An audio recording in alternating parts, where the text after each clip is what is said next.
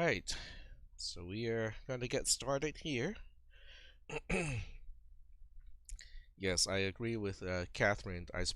I also spent a lot of time watching Barney, and those songs just got stuck in my head, which is really kind of interesting. Um, all right, so we're gonna get started with yes, when it is starting to eat, what does Barney eat as a dinosaur? And he's surrounded by children. That makes me kind of wonder.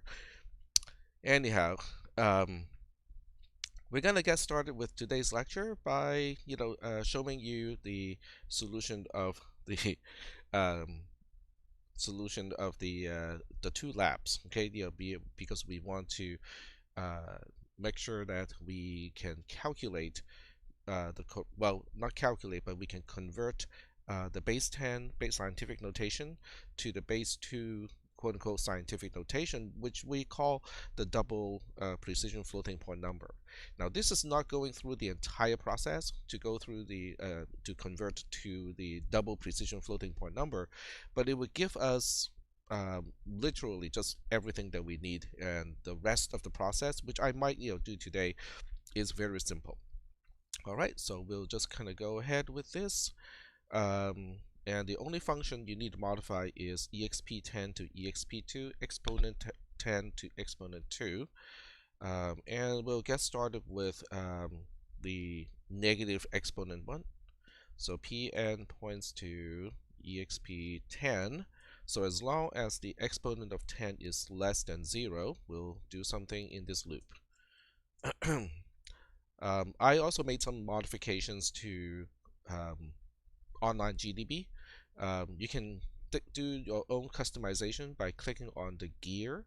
I changed the font size a little bit because I like to fit more text on the screen. And also I changed the tab size to 2 because that's what I'm used to.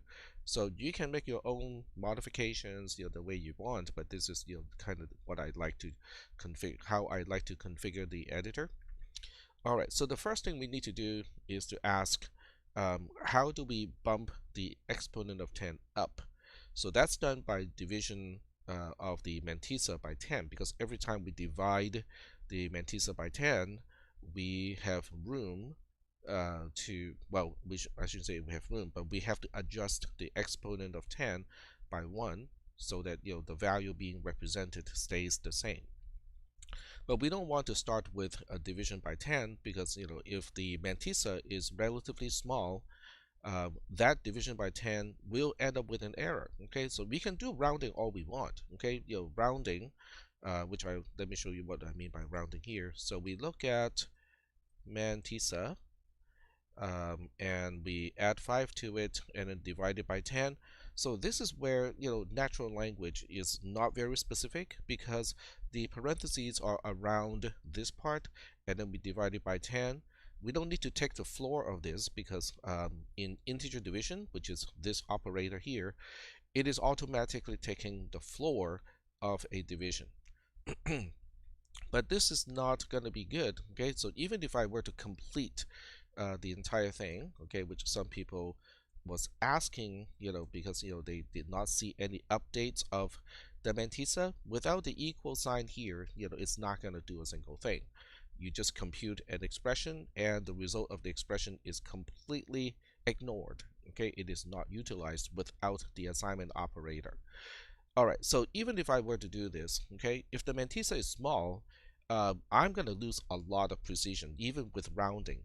The rounding part is done by adding 5, which is 1/2 of the denominator or the divisor, before we actually perform the division. Okay, and the way it works is already explained in the notes. Okay, so I'm not going to explain why it works, but it does.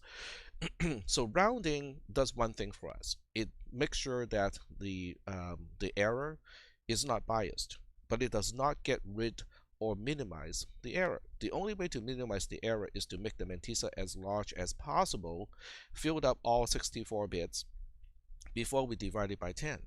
because in that case, okay, a division by 10 is less has less error than division by 16. Division by 16 is basically losing the least significant 4 bits and shift everything to the right hand side by 4 bits. Okay, so if you think about this, losing 4 bits in 64 bits is not really that big of a deal because we still have 60 bits of significant digits.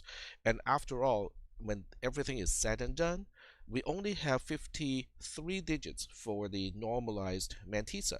So we're going to have to lose some digits at the very end anyway. So during the conversion process, if we can utilize, in this case, 12 bits or 11 bits more than what we need, we are good.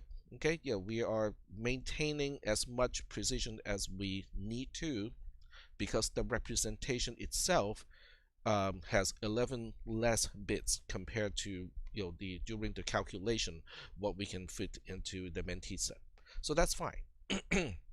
So now I need to write a loop to maximize the mantissa as much as I need, as much as I can, and make it still fit in the 64-bit unsigned integer. So there's the while loop. Okay, so here's the structure of a while loop. This is typical of how I write my code. Is I create the structure of the statement first, because this way I won't forget where I need to put the and brace, okay, which is this guy over here. So I always put in the structure, an empty block statement, and then go back in to fill in what I need.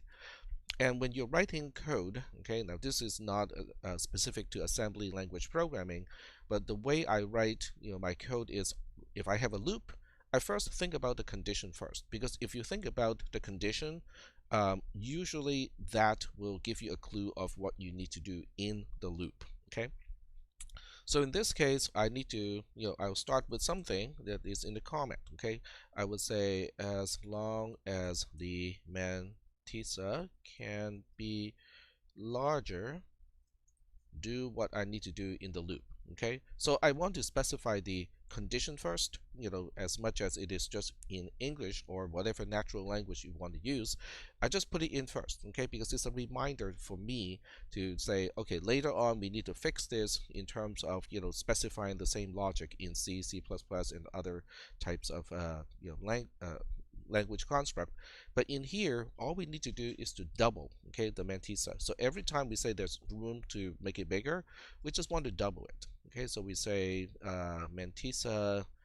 Now, in right here, there are several ways to specify this operation. Times equals to, that works, okay, because we are just doubling it, right? But when you're doubling, you can also replace the multiplication with a left shift. Okay, left shifting is shifting all the bits to the left hand side by 1, introducing a new 0 as the least significant bit. Okay, bit stands for binary digit. In other words, bit shifting, as the name implies, only works in base 2. Okay, it doesn't mean anything in base 10 other than just doubling the value. So this works too. And for those of you who say, well, but I have one more way to do this, yes, you can also do it like this. So what is the difference? Okay, so I do want to talk about this because even though these are all equivalent, especially in the context of GCC as a pretty smart compiler, and also in the context of using modern day 64-bit processors that can do basically one integer math operation per clock. Okay, so it makes little difference in terms of those architectures. But on the other hand, if you have an Arduino which is based on an 8-bit processor running at, I think the best they can do is about 16 to 20 megahertz. So we are talking about a tiny fraction of something like 4 gigahertz. Okay, so and they do not have they don't even have multipliers. In other words, in order to do multiplication, you're basically doing all these stuff, in a loop, and it's going to be slow even to do multiplication. So in those cases, this particular way of doing multiplication by 2 is the best way. You're leaving nothing to the compiler to decide. You have already chosen the most efficient way to double the mantissa. Okay, which is just adding the mantissa to itself. It cannot be faster than this. The other operation, okay, which is the left shift, that's also good, okay, because most processors have a left shift um, operation built into the arithmetic and logic unit, which we'll talk about today. So this is fine too. Now this, on the other hand, is it's okay. Okay, so if you multiply by 2, okay, the other operation was wrong too. When I used the left shift, it has to left shift by 1, but you can also do a multiplication by 2 like this. Now, if you do something like this, a smart compiler would probably recognize that this can also be done using a faster operation without using actual arithmetic multiplication. So some compilers will recognize this and do what we call a peephole optimization and replace the multiplication with a left shift operation, or adding the value to itself. Okay, so it's possible, but you're leaving this up to the compiler to decide, and a lesser compiler may not do the optimization and actually try to do a multiplication, which in the case of an 8-bit very inexpensive processor is going to take a lot longer. So if optimization and speed and you're having an inexpensive and not very capable platform because it's not expensive, okay, because if you want to fit a processor into a toy that you're selling for, let's say, $20 at Walmart, okay, you're not going to put in a processor that is worth what, $4 or $5. You're going to put in a processor that's worth 50 cents, okay, or even less, okay. And those processors have minimal hardware, and it doesn't have hardware multiplication. So that's why I want to present all of these different options to do exactly the same thing, because in certain cases it is important for you, the developer, to choose the right one, because the compiler may or may not be able to choose it for you. All right, so now that we know that in the loop we are multiplying the mantissa by 2, that means, and we don't want the mantissa to run, quote unquote, run out of bits. Okay, in other words, we want to make sure that by the time we multiply the mantissa by 2, after we multiply the mantissa by 2, it is still properly represented in 64 bits. Okay, so the condition, so the way you specify the condition is going to be a little bit, you need to put some thoughts into it, okay? Because the first way to do this is basically to say, all right, so if the mantissa times 2 is less than u int, okay, which is a constant that I have talked about a few times in the class, that represents the largest integer you can represent using 64 bits.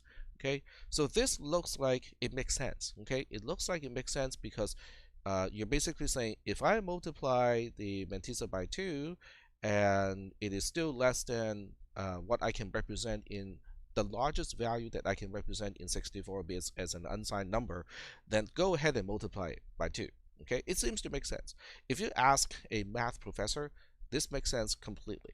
However, in the condition that you're checking, because you're trying to rely on this condition to exit the loop. Okay, I know I'm changing the loop condition itself, but the way I express the condition right now is the exit condition. So when you look at this exit condition, there's no way they can equal 2. Okay, there's just no way it can be equal to, because the left hand side is guaranteed a even number, and then the right hand side is guaranteed an odd number.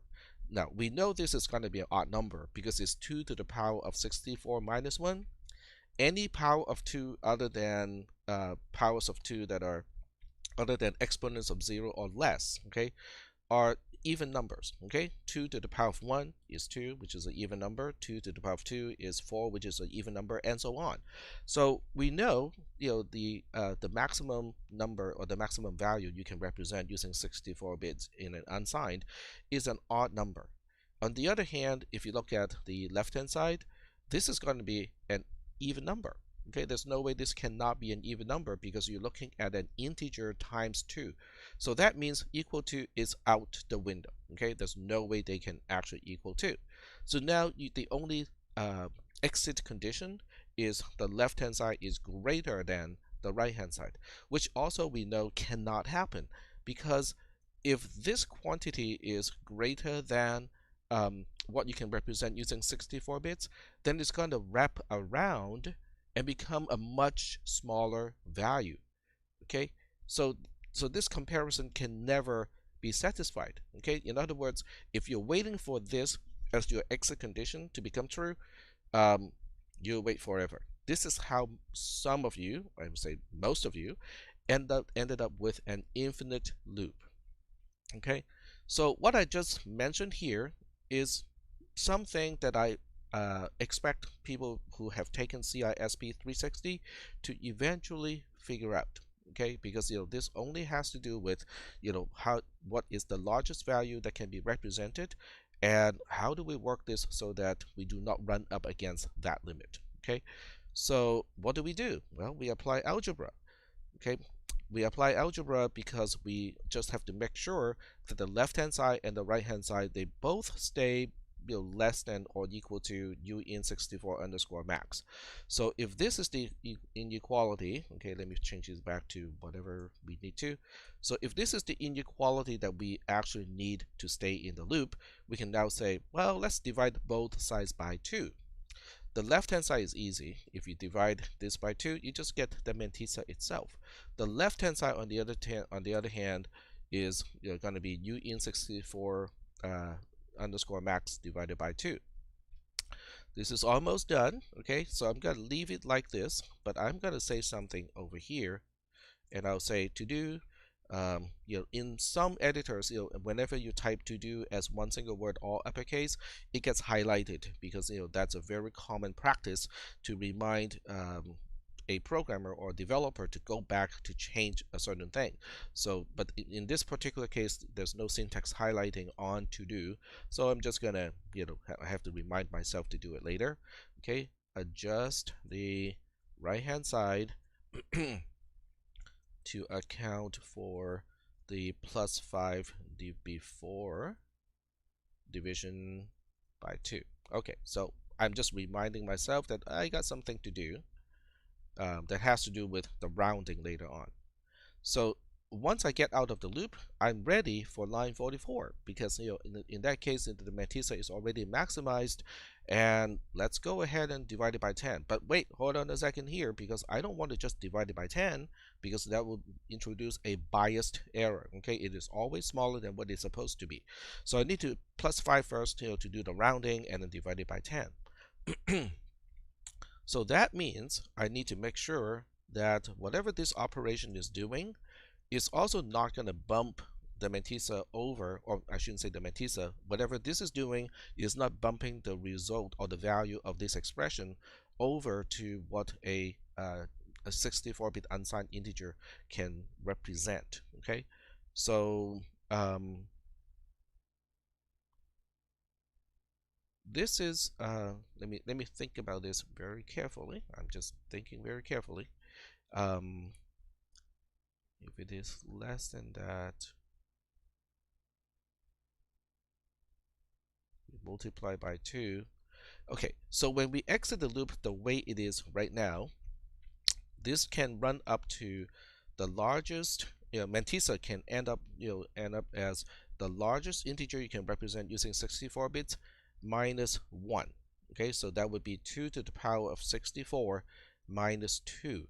And if you add 5 to that particular value, then it is going to go over what u in 64 underscore max can actually represent, which is not good. Okay, so if you don't want that to happen, that means when you compute what is the actual largest value that we can the mantissa can be less than or equal to, before we double it, we have to account for it. So we have to say, okay, let's add 5 to this thing first before we divide it by 2. If this quantity is actually, if the mantissa is less than or equal to this quantity, then we got room to not only multiply it by 2, but even after we multiply it by 2, which is taking care of this part here, we still have room to do the +5. No, it is a subtraction. Yes, thank you.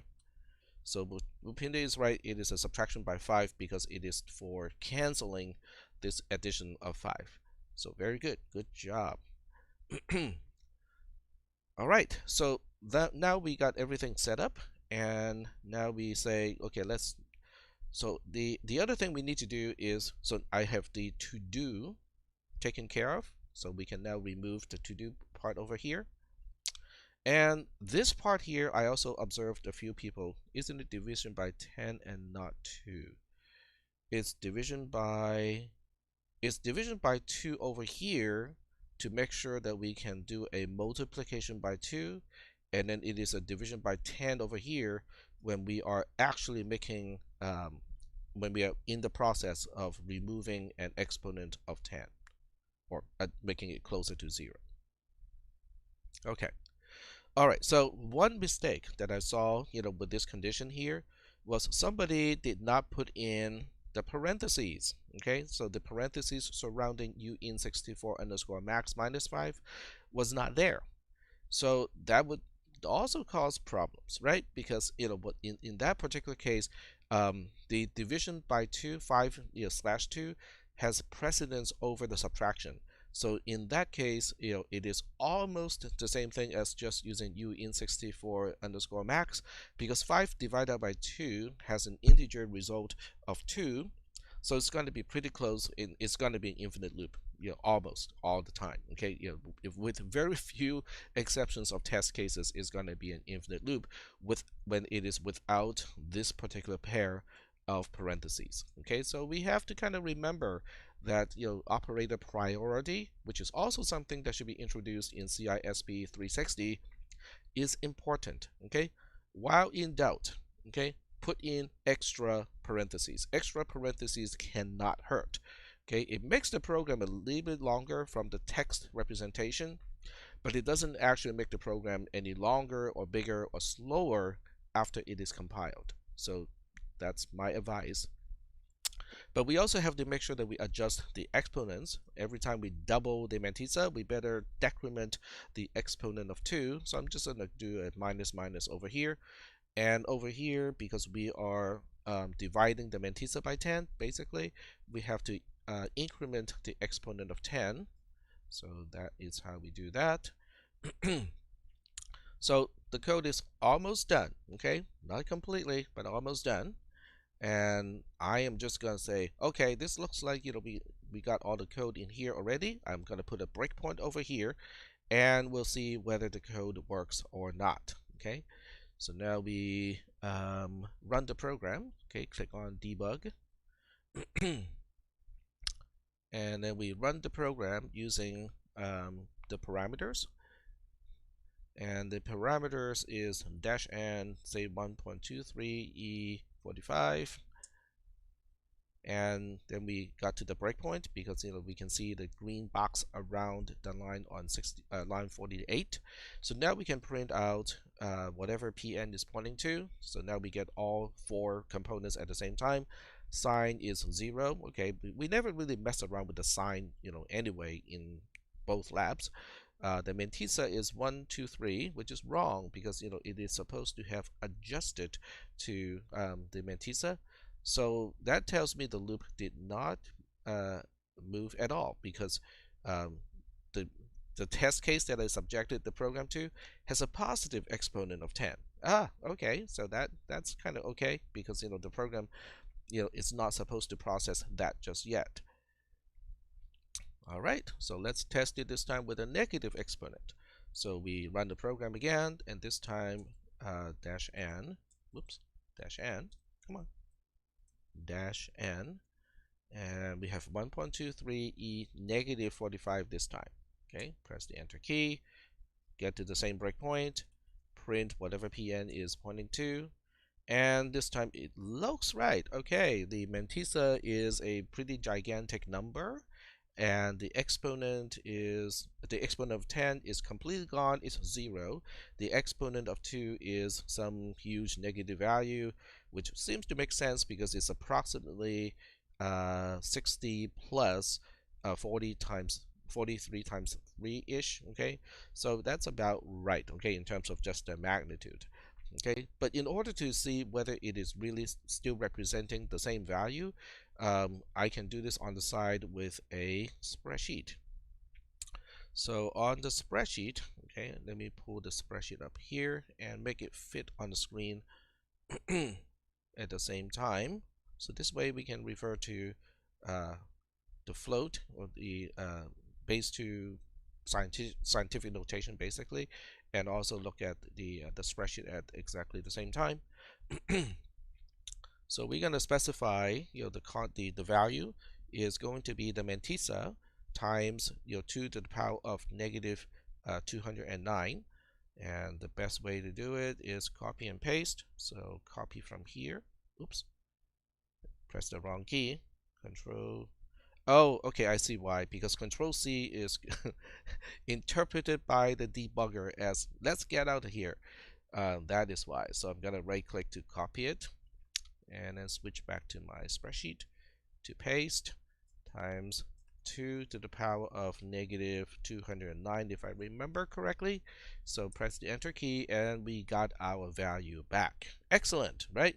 So I'm done with the first lab. Well, not quite. The reason why I'm not done with the first lab is the mantissa is supposed to fill up all 64 bits. In other words, I should look at bit 63 because remember we count from 0, so bit 63 is in fact the last or the most significant bit of the mantissa. So I really should look at that bit and see whether it is a 0 or not, right? Well, guess what? I don't even need to do it. I know it is not. I know that bit is cleared because of the logic of this code over here. What was the last thing that I did to the mantissa before I exit the loop? So this is where you have to kind of trace the program backwards, okay? If we got through at least one iteration of the outer loop, okay, that means the very last operation was the increment of the exponent in base 10, and then right before that we divided the mantissa basically by 10. The plus 5 is really useful for rounding, but it doesn't really change the fact that we are dividing the mantissa by 10.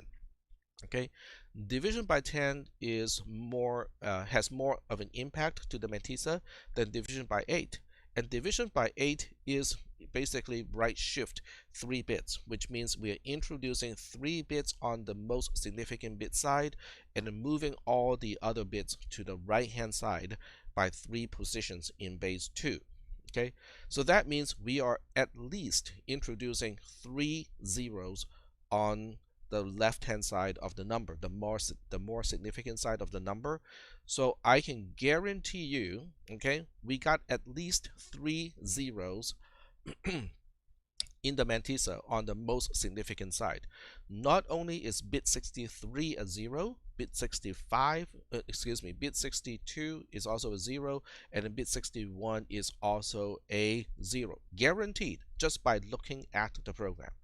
So now the question is, okay, so how can we confirm that? Okay, because we can say, look at the mantissa, and just by looking at the mantissa, how do we know that the most significant bit, bit 63, is a 0? Okay, if I just look at this number, okay, without any additional tricks, okay, have you ever talked about how to check this number, whether it has a most significant bit of 0 or not? Well, I actually did. Okay, there are a few ways to do this. The first way is without even converting into base 2 or even base 16, is to look at this and count the number of digits. Okay, I know it's very tedious, but that's what we need to do. Okay, now if you use a spreadsheet, it's going to be helpful. So what we'll do is we go back to the spreadsheet, and this time we'll say start with the quote first, okay, because now we are looking at this as a string. Okay, so when you have a string, okay, it is no longer considered a number. Now you can apply string functions to it. Okay, so you can apply length of a string, which is this thing here, and press the enter key, or you can just do it digit by digit. It has 19 digits.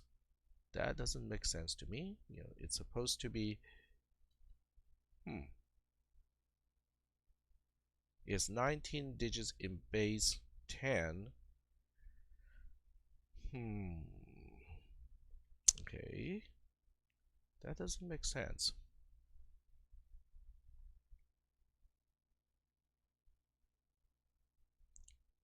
has to be greater than 9. Oh, right, because the 9 itself is introducing a digit, so we are looking at the correct number of digits here. Thank you, Richard. So just by looking at the base 10 representation, we already know that this is not, because this number here is about 1 times 10 to the power of 18, and the largest value that we can represent using a 64-bit integer is 1.9 something, I think, times 10 to the power of 19.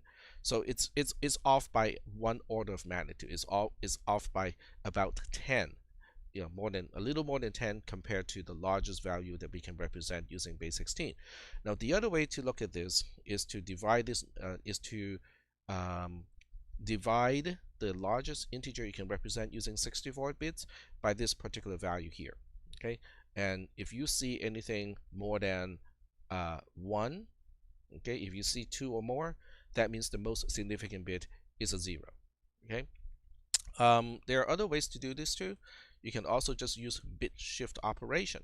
In other words, you can look at this number, okay, PM points to mantissa, and just right shift it, move the bits all the way to the right hand side by exactly 63 times. Don't do it 64, okay? If you do it 64 times, you're going to get a 0 all the time because you're introducing 64 bits to replace, guess what? The original 64 bits in the mantissa. This way, we are replacing 63, but we are leaving the most significant bit as the least significant bit after the right shift operation. And I'm getting a 0, so that is telling me that the most significant bit is a 0. Okay, so we are fairly sure that this is not the completely correct answer, even though it is still representing the correct value. It doesn't meet all the requirements of the homework assignment. All right, so let me stop the debugger first. Okay, Control D, there we go. So we stop the debugger and we go back here and go like, we know what to do with this.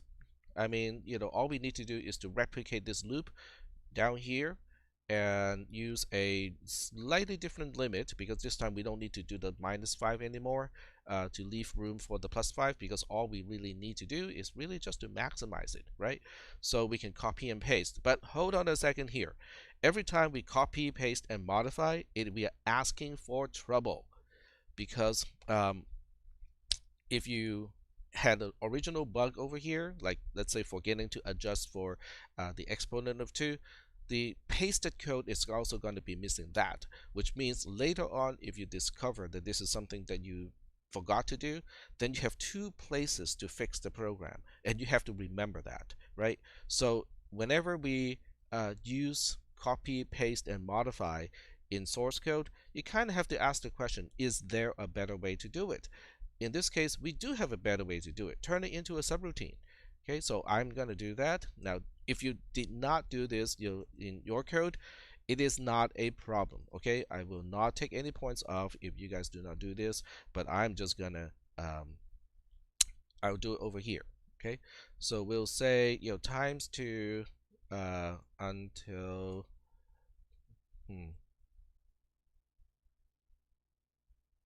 okay, times 2 until we reach the limit. Okay, so we have a struct number star pn, and we also want to specify our limit as a parameter, because the limit is not the same, whether it's when it's inside the main loop and when it's outside of the main loop. So I would parameterize that, and now I will copy and paste the code.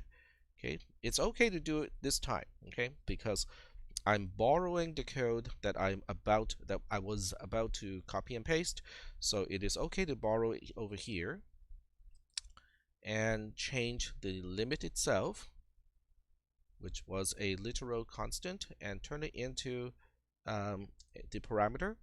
Everything else can stay the same because we are accessing the same member or members from what PN is pointing to. And this is the nice thing about packaging things up into a structure, because if you pass that one single pointer, you have access to every single member, and you don't need to pass each individual member as a parameter.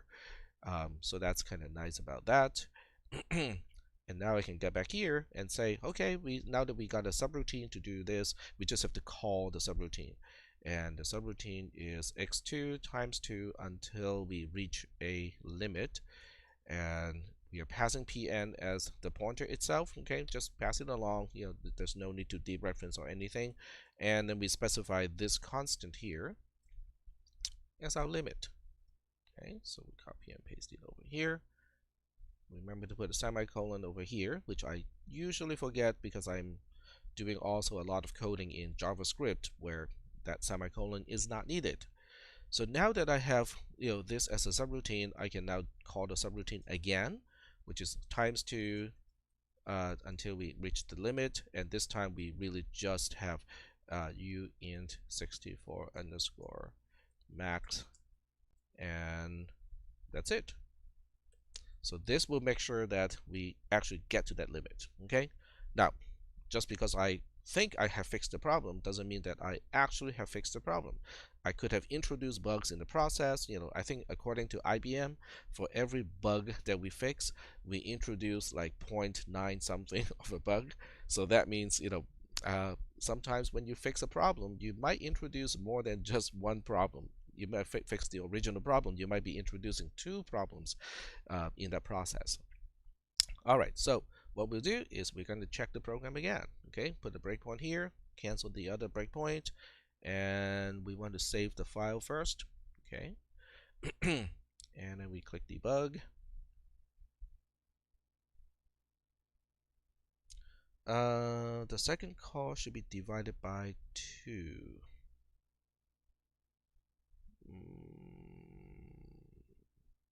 When this room, okay, let me double check. You're right, it should be divided by 2 because we are looking at whether there's room or not. All right, so we cannot change the code, but the second loop becomes an infinite loop now because I did not do the division by 2. So let's go ahead and see if the program is going to get into an infinite loop. So thank you, Richard. You're correct. I should have divided it by 2. But let's just say that I forgot, okay? And we then run the program the way that it is, without fixing it first. So we have 1.23e negative 45. Press the enter key, and it got to the line where the breakpoint is. So at this point, I have 2 options, okay? Some people may say, there's no infinite loop. Well, that's because I have not even executed line 53 yet. And that is the one line that will get us into an infinite loop. So we are not, getting into the infinite loop just yet. So at this point, you got 2 options. One option is to do a single step, which is the letter S, okay, for single stepping.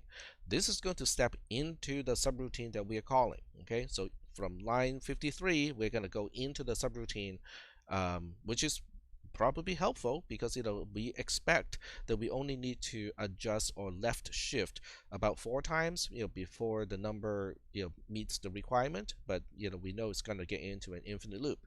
The other option to continue execution is N, which stands for next.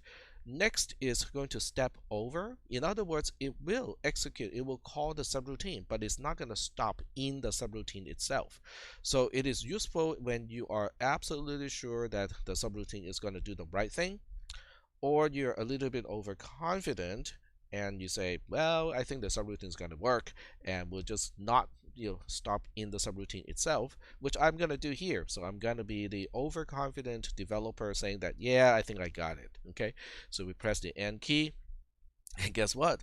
It doesn't come back because it is an infinite loop. So I do a Control C, go like, okay, what is going on here? And from here, we can actually see a few things. We can see that we are in x2 until limit, that's where the program is. And we are on line, it's called by the program on line 36, or we are on line 36 itself. But if you want to know where it is called from, okay, you can do a BT, otherwise known as a backtrace. So with BT, okay, can I move this? Yep, okay, that's very good. So with the BT, we can see that we are currently in x2 until limit. But how did we get there is we called it from exp10 to exp2 on line 53.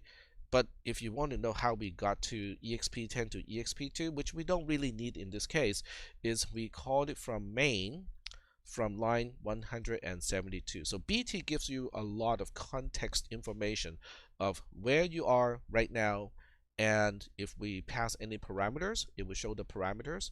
It doesn't show the local variables, unfortunately, but it does show the parameters.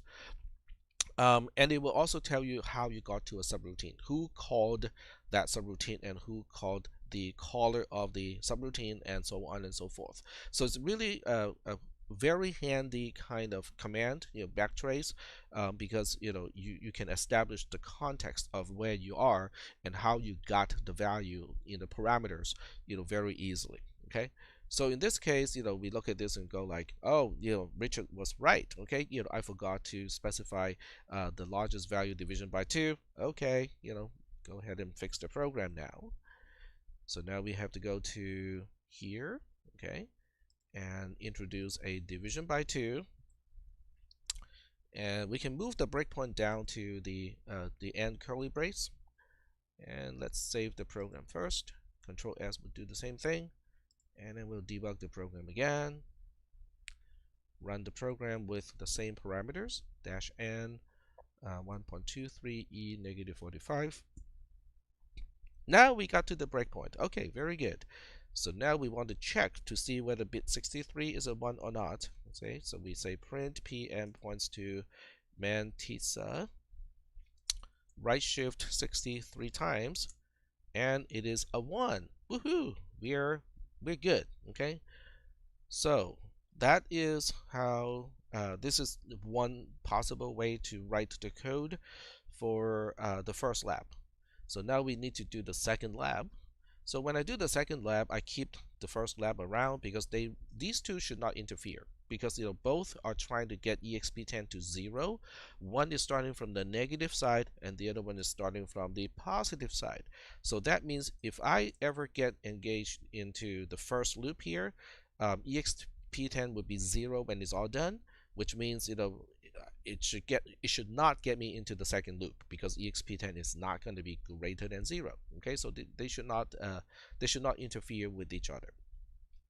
So now we look at the second loop and we go like, okay, what are we going to do? We have to decrement exp10 by 1, for each iteration, and the only way to do that is to multiply the mantissa by 10. Okay, so we can kind of replicate these two lines first, because that's kind of the core of what we need to do. So we'll go ahead and replicate those two lines first, and instead of incrementing, we're now decrementing. Instead of doing this stuff here, we're just multiplying.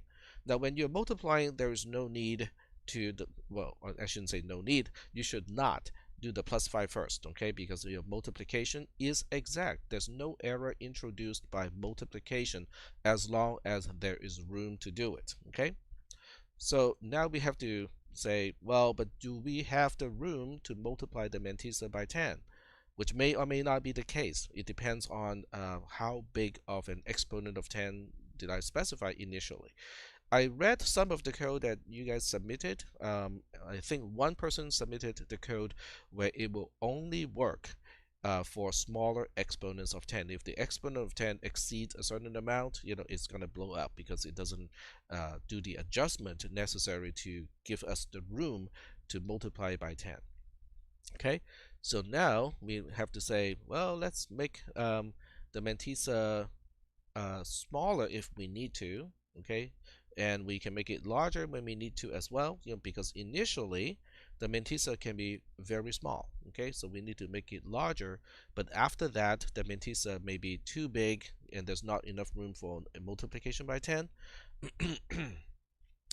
So this is where you can say, maybe we can move this line of code over here so that by the time we get into this particular subroutine here, we already have a mantissa that is as large as it can be. Okay, so I'm just saving myself a little bit of code here because it only needs to be done once before the first iteration of this loop here. All right, so now we need to do something to make the mantissa smaller, okay, until it is small enough that we can multiply by 10 and not to exceed what a 64-bit unsigned number can represent. So that would be a while loop again, and in the loop, for each iteration of the loop, we're dividing the mantissa by 2. So now we say mantissa is mantissa divided by 2. But every time we do division, we can potentially introduce error, okay? Because if you divide an odd number by 2, then you have that 0.5 in the actual result of the division that is not represented in the value coming back from the integer division operator. So that means we need to do some rounding here. So we're going to add 1/2 of the divisor before we perform the division. This is just for rounding purposes. But every time we divide the mantissa by 2, we need to add 1 to the exponent of 2. So we look at the exponent of 2 and say, let's add 1 to it. Now we need to specify the condition. Okay, under what condition should we continue to do this? Well, the objective is we want to have enough room to multiply the mantissa by 10. So once again, we have to make sure that each side of the comparison is going to stay below 2 to the power 64. So we have to do the division by 10 on both sides first. So on one side we just have the mantissa, and then on the other side we have uint 64 underscore max. This time we have a add 1 first. Well, okay, so let's take a look at this expression first. Okay, if it's just less than uint64 underscore max divided by 10, that means by the time we exit the loop, potentially the mantissa can be exactly this amount here. But that's fine, right? Because if the mantissa is exactly uint64 underscore max divided by 10, which is already the floor of that particular division, we we have enough room to multiply the mantissa by 10 again. So we don't need to make any adjustments in this case. Just uint64 underscore max divided by 10 is fine. All right. And this time when we get out of this loop, the question is, do we need to do that adjustment to make sure that the bit 63 is going to be a 1? The answer is no, because the very last operation that we do to the mantissa is on line 61, which is basically making sure that the mantissa is once again using all 64 bits. So that means we don't need to go through x2 until limit again. Now, if you want to do it over here, there's nothing wrong with it. Okay, so you can definitely replicate this line. Okay, we do a copy and paste, but I cannot do, well, I'm not sure whether we can do Control C here. Let me give it a try. Control V. Yep. Okay. So unless we have the focus in the debugger, the editor will interpret Control C and Control X correctly. There we go. So it is not wrong to put it here. It's just not needed. Okay. All right. So let's go ahead and test this code. Okay. And we save first. And then we click on debug. Uh-oh. I have an error on line 60. Okay, so here's line 60. Okay, there we go. My JavaScript coding is starting to interfere with my C coding, because in JavaScript the semicolon is not needed, and in fact if you look up the documentation on JavaScript, they basically say do not use a semicolon when it is not really needed. So let's save it and then run it again. Okay, we can get rid of this breakpoint here, and we'll put it all the way over here. So we'll save the code. Okay, it's already saved. Okay, let's debug it. And this time we run it with 1.23E45, it's positive exponent. And it is an infinite loop, so I forgot about something.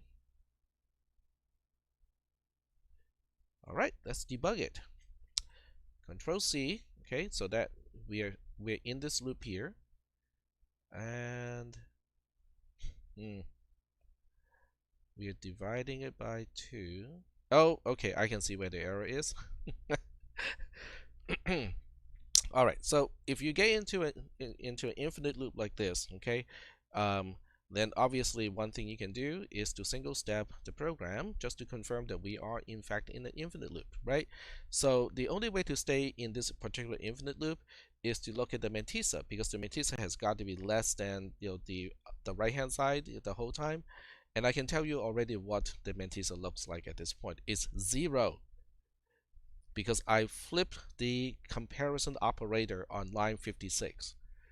I want to stay in the loop when the mantissa is greater than the other side. When we do not have room for another multiplication by 10, let's make the mantissa smaller. So I flipped the comparison on line 56, and that's what is causing this program to enter an infinite loop. So we want to double check, right? Just because I have a suspicion of what went wrong with this code doesn't mean it is the case.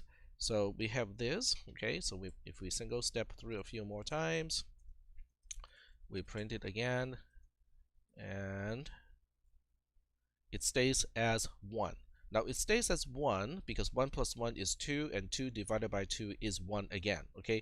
But the point is, mantissa has basically reached a point where it doesn't get any smaller, and because in each loop it is actually just either getting smaller or stays the same, it means it will never exit the loop, because it will never get to the amount of uint64_max divided by 10. Okay, so that is how I found a bug. Okay, once we found a bug, we just get out of the debugger, so I can actually change the code and basically just say that, okay, that's the fix. And then we save the code again, debug it again, which is F8, run -n 1.23E45, press the enter key. Aha. Okay, so I do want to illustrate that this time on line 64, when we call the subroutine, we step into the subroutine. So we're in the subroutine. I'm now saying that we are not going to go through even one single iteration in this case, because the mantissa is already having bit 63 set. Okay, now I can just do a print, all the right shift operation, but I can also just single step here to see that the code is stepping over the loop, not performing even a single iteration. So single step, press the enter key, and you can see that we are already about to exit or return from the subroutine at this point. So that kind of proves the point that I was making a little bit earlier, that line 64 is not really needed over there. But if you put it over there, it's not going to harm anything. It's just going like, well, we already got the largest mantissa that we can, okay, so there's no operation needed on line 64. All right, so do we have any questions about the 2 laps or the solution of the 2 laps? You can see that I made all kinds of mistakes when I write code too. The question is not about can I write code in a perfect way. The question is, if I have bugs in the program, how long would it take me to find those problems? Okay, now I'm not expecting you guys to be able to do exactly the same kind of debugging that I do, in the same amount of time, simply because I have probably about 25 to 30 years of programming experience ahead of you. Okay, so I have made a whole ton of more mistakes than you have ever done, and as a result I learned a little bit about programming and debugging. Okay, but this is the process. Okay, even though you're learning to do this, this is how I would like you guys to start to practice debugging. Is basically is deduction. Okay, it's reasoning out why the program has the symptom that it's having by analyzing the code that is in your program. Okay, so that's the first part of the lecture, which is just going over this. So do we have any questions about lab 1 and 2? I mean the two labs for the exponent stuff. Okay, not seeing any questions in the text channel, and I want to make sure it's still working. Yep, it's still working. All right, so without any questions over here, I am moving ahead to talk about things that you need to know for today's lab. We got about 25 minutes left, okay? So what I'll do is I'm going to focus on just the stuff that you need to know about the lab, and then if we have time left, then we'll go back in to talk about the components in the processor. So there are two parts to these two parts are not really interdependent. So to do the lab, you don't really need to fully understand the processor itself. So that's what we'll do, is to look at the processor first, and then and the tool chain associated with the processor. Let me go to the lab first, okay, because I do want to show you the lab. And okay, so I'm in student view, and that's why I don't have access to the lab anymore because it's past due. All right, so okay, maybe I should just leave student view.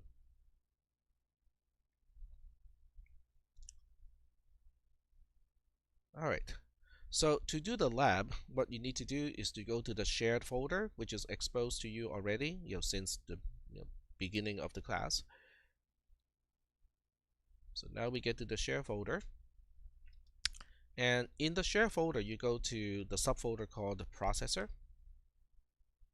And I'm pretty sure we're still recording, so don't try to copy everything that I do, because I can do it probably faster than you can write down. But you might want to kind of write down the time mark, which is 9:58 right now, just so that you can quickly locate the portion where I illustrate what you need to do. So there are three files that you need to download first. One is ALU, one is register bank, so you can do a control click to select multiple files, and the last one is processor 0003.circ. Okay, so select these three files, right click, and download. So when you download, it's going to download as a zip file, because it will first archive the three files into a zip file, and then that's what you will be downloading. In Windows, you can just open it right away, but you need to unzip the file first before you start to work on the lab. Okay, so I'm going to open it with my visual or graphical unzip utility program. Select these three and unzip those three, extract files, and we'll stash these into the temp folder. Okay, extract. Okay, we are done here. Next, we need to go back into Logisim. So do I have a Logisim here? Yes, we do. All right, so where is that? I have to move it back into view. Okay, so this is from a long time ago. This is from when we talked about the carry look ahead adder. So that's okay, because all we need to do is to say new, start a new instance of Logisim, get rid of the other one because I don't need that anymore. And from Logisim, you want to launch the processor file. Okay, so you go to File, and then you open, and then go to where the processor 0003 file is located. It's in the temp folder. So I can just go to the temp folder and then look for it over here.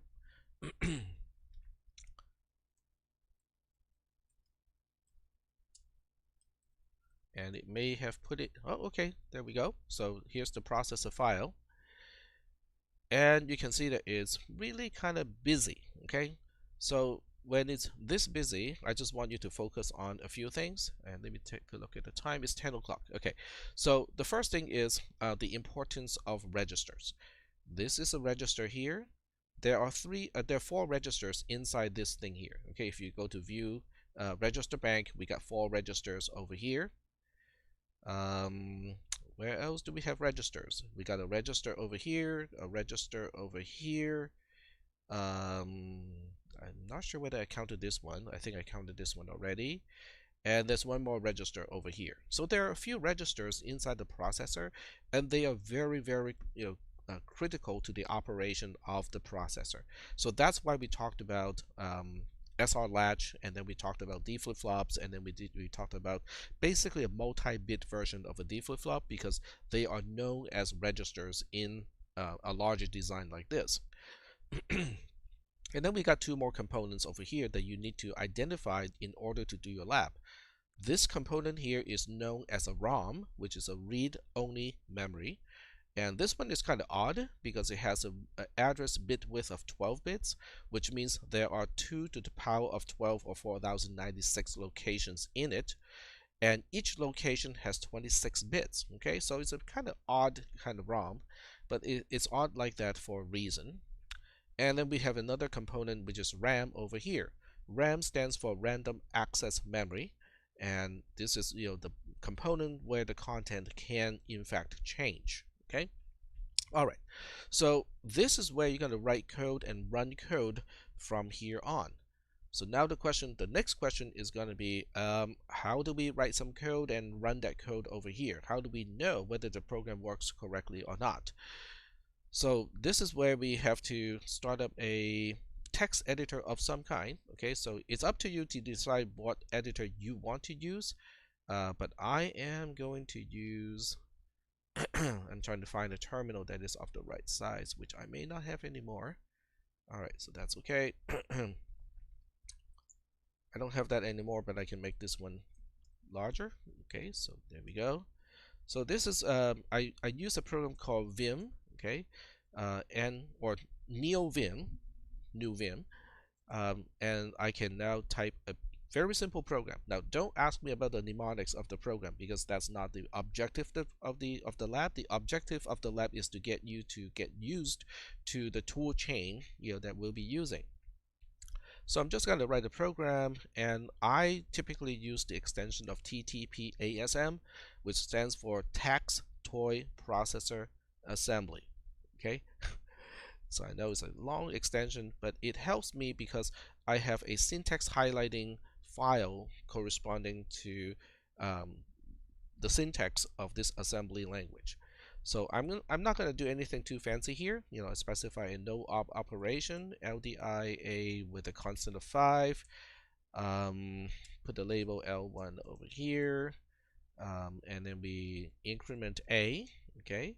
And we do an AND operation of A versus A itself, and we specify JZI to L2, JMPI to L1, and then L2 is over here with a halt instruction over here. Now, don't copy this. You don't need this program. Okay, I'm just writing this program as a test program to illustrate what you need to do.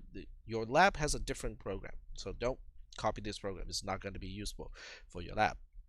Okay, so you can also see how this particular editor has syntax highlighting, which is really helpful, because if I have a typo, such as supplying an additional operand that is not needed here, it will highlight the line right away and say, there's something wrong with this line.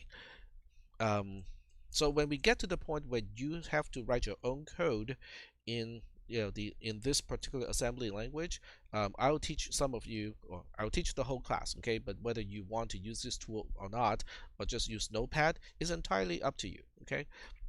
All right. So I have this little text file here. Okay, and I need to put the content of the text file into the clipboard because I need to fire up an assembler. And the way it works is kind of funny. So we'll see why I say it is kind of funny. So I'm gonna do it like this, because most of you are going to use Notepad, and the way you do it in Notepad is Control A to select all, Control C to copy, and that's the only thing I need the GUI version of a text editor for. Then you go back to the processor folder, and you will see a spreadsheet that has the name of assembler. Okay, because this is the actual assembler. And for those of you who are thinking in your head right now, I can answer your question. Yes, I did. I actually wrote an assembler using a spreadsheet, using Google Spreadsheet to be exact.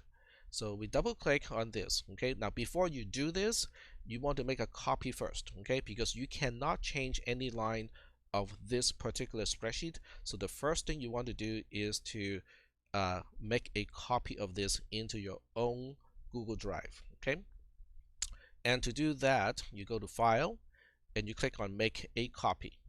Now, when you click on this, don't just click OK, because if you just click OK, it will try to make a copy of the assembler in the shared folder, which you cannot do because the share folder itself is view only to you and you cannot create a new file in that folder.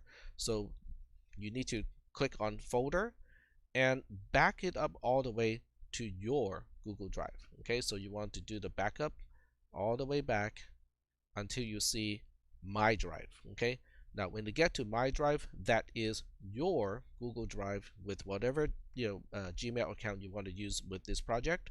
I recommend that you use your WID account associated with Los Rios, but you can use other accounts too if you want to. Okay, because this file is shared with the world and not just people in the Los Rios district. So at this point, you can now navigate back down to a folder specific to this class or whatever you want to do at this point. So whatever you want to do, just click it. Okay, specify the folder. Okay, and if this is where you want it to be, okay, you can. I cannot see the button because it's beyond my screen, but if you see the button to click OK, you can then click OK and then click it over here in order to create a copy of the assembler in your own shared drive. Do not download it and try to run it in Excel. Do not try to download it and run it in LibreOffice because it won't. Okay, this spreadsheet only works correctly when you are using it as a Google Sheet. So do not try to use another spreadsheet program to run it. It won't. It just will not run. Okay. Now, if you get this file and goes like, well, there's a program already in the source tab, it's okay. Just get rid of it. Okay. Now, do not just select all and clear. Because you only want to change column A. Okay, so you can select the entire column A and then press the delete key to clear its content. That's perfectly okay. That is not a problem. And now you can paste in your new program, but do not mess around with column B because column B has some really kind of funky long expression here to report error messages. So you don't want to replace, you don't want to mess around with that one. So, but you can go ahead and change anything in column A. So now I just paste in the program that I wrote. And it takes a little bit of time depending on how fast your processor is and also your internet connection. So it might take a little bit of time before it is done. Okay, when I say done, it's done assembling the program. So now that it is done, okay, you can see, if it's not done, you can see a progress bar about over here. Then you want to navigate to this tab here. The tab has a title of RAM file. So you click on the RAM file tab. You want to make sure that the first row does not say there's an error. Okay, you want to make sure it reads exactly the way it shows here on the screen, which is version 2.0 raw. Okay, if you don't see this, that means something is not right with your program.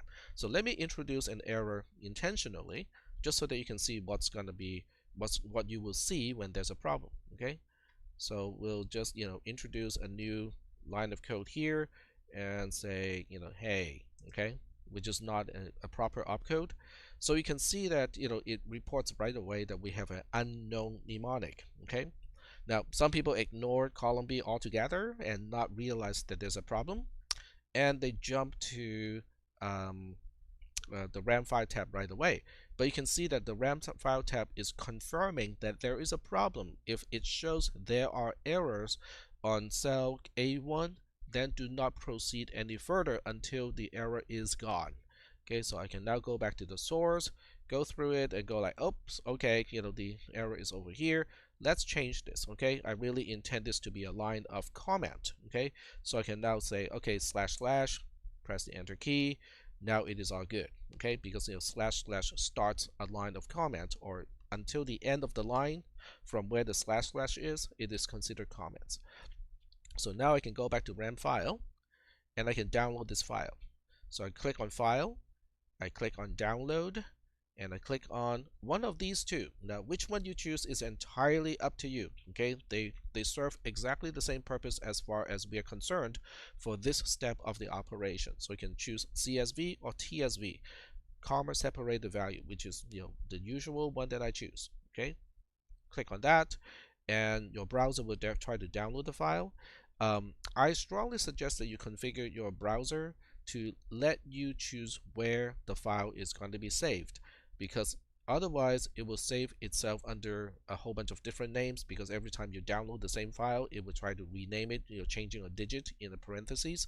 So I would rather not do that. So I'm just going to specify the location in the temp folder, and we'll call this test.csv, and then I press the save button. Okay, so now this step is done. The next step is, how do we put this into the processor? So I'm switching back to Logisim at this point. The program that you get from the assembler goes in RAM. So don't try to put anything new into the ROM. Okay, the ROM stays read only for basically all the homework assignments that we do in this class. So don't mess around with the content in the ROM. So the program that you download, you want to put it into RAM. So now the question is, how do we put something into RAM?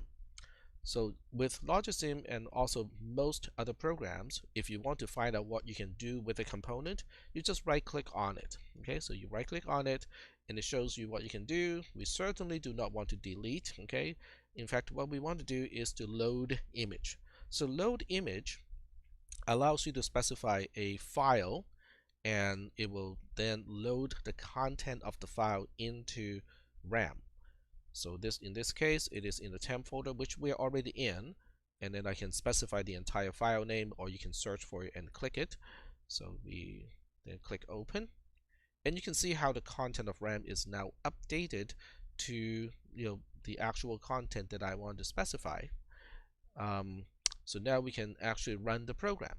So when we are running the program, okay, you remember that we talked about the ticking. Okay, so in this case, you might want to specify a faster tick rate, because it might take quite a few clicks just to finish the program, especially the one that I specify in your lab. Okay, that one might take a little bit of time. So it's probably okay to specify 4.1 kilohertz, which is pretty fast. And then you can click on click enabled. Okay, so you can see the program is now running, and now it seems to have stopped. Okay, so let me show you what it looks like when the program has quote unquote stopped. Okay, there are a few visual cues you can see. If you look at PC, the register called PC over here, you can see that it is not changing. Okay, so that's one sign that the program has quote unquote stopped. The second sign is when you look at ucode pointer, which reads as microcode pointer, it also does not change. Okay, so this is the second visual cue you can use in Logisim to know that your program has quote unquote stopped. There's one more. If you look at the output pin called halt, okay, if it is a 1, that is also the third cue that the program has reached a point where it cannot proceed any further. So at this point, we can now stop the clocking. So we just go to here, and then we say Control K. You can type Control K on the keyboard, or you can unselect ticks enabled. So now we have stopped the program. Okay, now that the program has stopped, there are a few things we can do. Because the state of everything, I know this looks super busy, okay? But if you look into the register bank, remember, don't double click it, okay? If you double click it, it is not the same as right click and then select View Register Bank.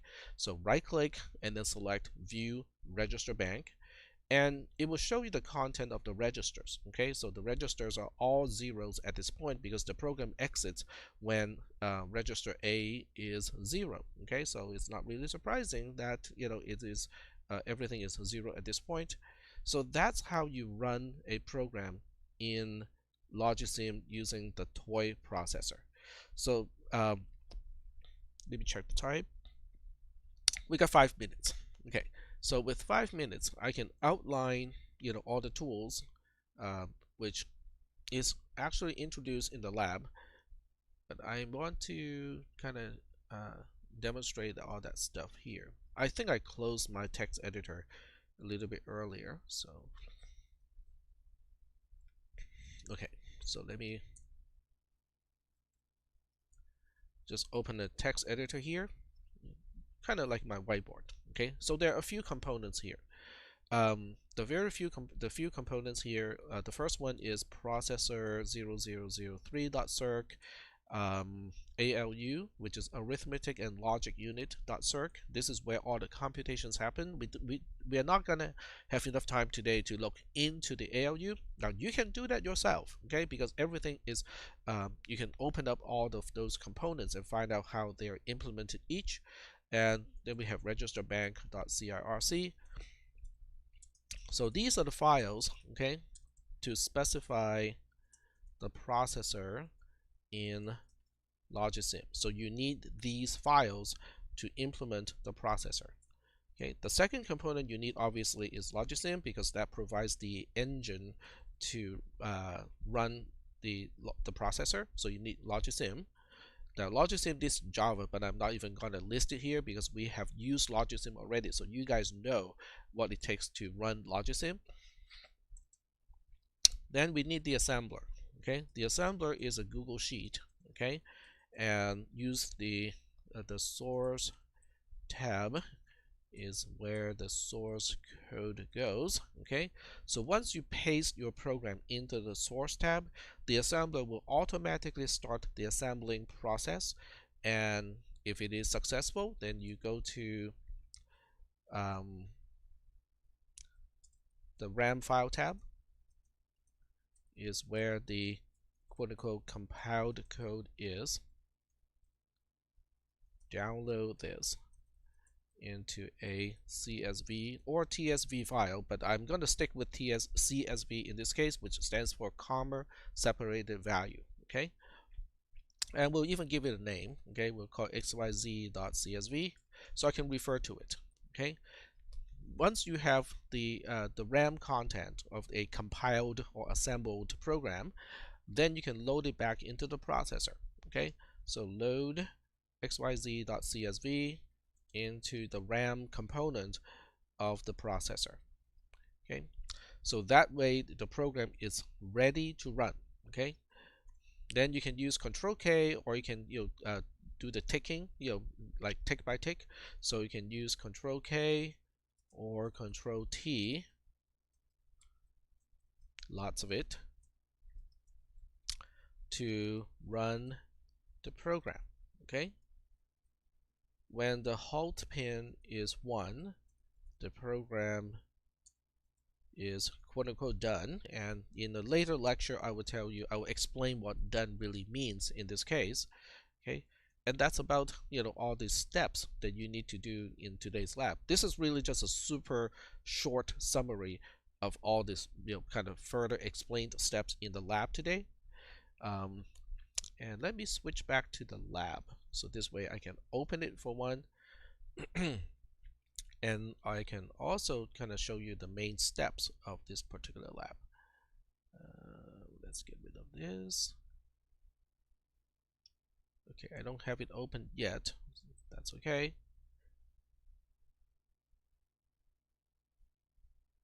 So the lab that I have just demonstrated is over here. It is due in a day, because all it takes is really just to follow the steps. Okay, there's not a whole lot of stuff to understand. So when I go to edit, I can now show you the passcode, which I will also type and pin it in. Johnny is the passcode. So there we go.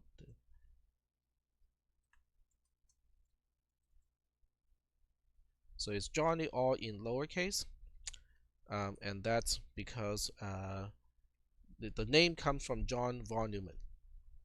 And there's a program called Johnny too, which is a processor simulation program, which I initially used for this class. I cannot pin it. Okay, let's do it one more time. Yep, there we go. All right, so I have that pinned already, and we'll just kind of, let me see what time we have here. Okay, we'll just go ahead and do this a little bit quickly. Okay, so these are the questions, without revealing the answer. So the first question is really just instructing you what files that you need to download, and you might encounter a message. You probably won't see it. Okay, so if you do not see the message, um, then okay, let me show you what it's asking here. So it's just asking you. Oh, this is just text. It's not. There are no points associated with this critical question because you're not going to see the problem here. It says that you might see a message, which is the required library file is missing. Most likely you're not going to see it because I just repeated the experiment myself and it did not show. This is the second question. After finding the missing file, Logisim should open the processor logic file. Inspect the ROM component. So remember what I said, which one is the ROM component. So with question number 2, 3, and 2 and 3, it is important to understand, what is the content and what is the location. Content is basically referring to quote unquote the address of which location we want to look at in the ROM, and the content of the location is what is there. Okay, let me go back to Logisim. I can kind of show you what I mean by that. Okay, if you right click on ROM, you can go to edit content. So don't do anything, don't change anything here. Okay, but what I want to illustrate is how do you read this table. The first column, which have smaller values, okay, smaller, fewer digits, that's the address. Okay, so what it is saying is this location is at location 000. This is at location 001. This is at location 002. And if I pick a random location all the way over here, guess what this location is? At the very left edge is location 210, 211, 212, 213, 214. This is 215. That is location 215. The content of location 215 are all zeros, basically 7 zeros in hexadecimal in this case. All right, so you have to make sure that you can differentiate what is the address or the location count and what is the content at a particular location. There should be 16 locations on each row, so when you look at the location, it jumps by 1 0 in hexadecimal because it increments by 16 per row, and 16 in base 10 is 1 0 in base 16. So that's why we see the address or the location counter incrementing by 1 0 on the very left hand side of this particular screen. So do we have any questions about the concepts? Okay, question number 3 is asking about the RAM content, which is kind of the same thing, and it also has links to 2 very specific documents. One is the opcode table document, and the other one is the assembler menu. So these 2, are very important. You have to read these 2 documents to answer this particular question. Okay, so I can show you in just a little bit. I know we are running out of time, but I think these are important for you to understand before you can continue with this lab here. So question number 4 is just talking about the assembler itself. Okay, and question number 5, let you copy and paste a program into the assembler, and then you get the code and then you run it. And also ask you about the content at a particular location in RAM in this case. And question number 6, gives you the instruction of how to run the program in the simulator. It will give you some shortcut keys to suggest how, and also tell you how to load the CSV file into RAM, which I also demonstrated. And then question number 7, which is the last one, is for you to inspect a particular register in the register bank, which I also showed you in an earlier demonstration, and it just asks you about the value of the register. You type it in, and that's how you answer the last of all the questions. Okay, so one more thing, 2 more things actually. Let me go back to the processor folder, which you have access to already. And this time we'll open up two documents. One is opcode table, and the other one is the assembler manual, which is over here. All right. So the opcode table is kind of important because it shows you how the assembler gets its job done. Okay. So when you read this table, column A is representing a bit pattern corresponding to a particular what we call mnemonic. So column B is corresponding to the format of a mnemonic. Column C is the explanation of that mnemonic in C notation, and column D is an explanation of that mnemonic in just regular sentence, okay, English sentences. So when you look at column A, sometimes you will see code. Let me pick a better example, which is the halt instruction. So the halt instruction is on row 8, and you can see how on column A it specifies all 8 bits in zeros and ones. There are no XX and there are no YYs because the opcode itself, the mnemonic of the opcode, does not require the specification of a register. If I remember correctly, in your lab, you have to use it to assemble a particular instruction. So I'm just looking at the instruction here, and I think it's all the way back here.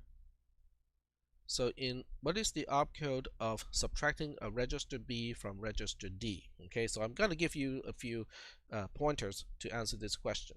So we want to figure out the opcode, and we are subtracting register B from register D. And if you go back to the opcode table, the first thing, okay, so don't skim, okay, start with row 1. Row 1 says XX, when you see the pattern XX in column A, it specifies one of the 4 registers. Register A is bit pattern 00, register B is bit pattern 01, register C is bit pattern 10, and register D is bit pattern 11. So XX is really just a placeholder. Same thing with YY, which is also just a placeholder. If you know which register you're talking about, then you can now substitute the correct bit pattern for that particular register in place of either XX or YY or both in some cases. Okay, we do not need to use I for this particular homework assignment, so we'll ignore that for now. So now you look at the opcode and say, okay, which one are we using to specify subtraction? Okay, so you can either look at column C and look for something that involves subtraction, or you can column D for something that explains and say this is about subtraction. Okay, so you can use either one. So if you scroll down, you will see that there are 2 instructions that relate to subtraction. One of them is the correct one, and obviously the other one is not the correct one. So you kind of have to look at read column C and column D to find out which one is the correct one to use. Okay, I'm not going to spell out which 2 rows are corresponding to the rows that I'm just talking about, but if you read through column C and column D, you will find those 2 rows. So now we will see what about XX and YY. So I'm going to pick one particular opcode that has XX and YY in it. Okay. Well, in fact, let's pick this one here. Okay, let's pick the right shift operation. So you can see in the right shift operation, it is shifting X by the amount of Y. Okay, so if I say, shift register B by the amount of register D, okay, then you have to look up, what is X. X is the register being shifted, and it is represented by bit pattern XX in the bit pattern. So you have to replace XX with the bit pattern that is supposed to represent the register being shifted. Then you have to replace YY with the bit pattern that is supposed to correspond to the register that specifies how many bits to shift. Okay, so this is what you need to understand, in the opcode table to answer that particular question. So you can see this process is really kind of tedious because first of all you have to look up column B, find out what is the opcode pattern, and then you have to look up, if it uses a particular register, like in this case, it uses only register one single register. Then if it's a JL, let's say A, then you know that register A is corresponding to the bit pattern XX. Then you have to go all the way to this top here and say that, oh, okay, A is corresponding to bit pattern 00. Then you replace those two zeros here. Excuse me, you replace those two X with 00. Then you end up with an actual 8-bit bit pattern. Then you convert the 8-bit bit pattern into hexadecimal. I cannot remember whether the question is asking for hexadecimal or binary. So whatever base it's asking for, you have to convert the bit pattern to that particular base. And that's how you answer that particular question. All right, so I think we have enough information to get the lab started, and I'm pretty sure there might be something that I have overlooked and did not explain fully. So for the next hour or so, next hour and a half, I suggest that you get started with the lab, because it's not going to be very long if you just get started with it right away, because you just attended the lecture itself. But I'll be back in about 10 minutes, and then we'll go ahead and get the lab done. So I'm gonna stop the live stream now, and I'll be back in 10 minutes, which is about 42. So I'll be back by 10:42.